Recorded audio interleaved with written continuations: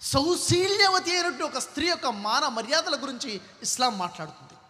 బుఖారీ సహీ హదీస్లో ముహమ్మద్ సల్లల్లాహు అలైహి వసల్లం తెలియజేస్తున్నారు ఏమని, సౌశీల్యవతి అయినటువంటి అమాయకురాలు అయినటువంటి ఒక స్త్రీ మీద వ్యభిచార నింద మోపటము ఘోరమైన పాపము, మహాపాపము అని చెప్పి ఖురాన్లో అల్లా ఒక వాక్యాన్ని అవతరింపచేశాడు.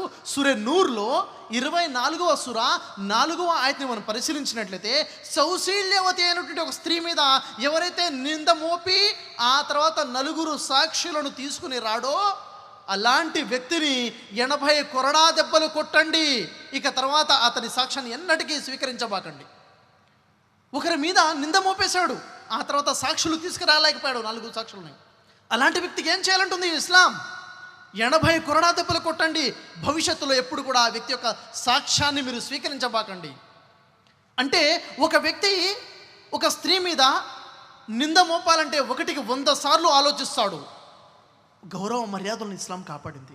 నేటి సమాజంలో చూసుకున్నట్లయితే ఒక స్త్రీ యొక్క గౌరవానికి విలువే లేకుండా పోయేది. ఇస్లాం స్త్రీ యొక్క గౌరవ మర్యాదలను కాపాడుతుంది.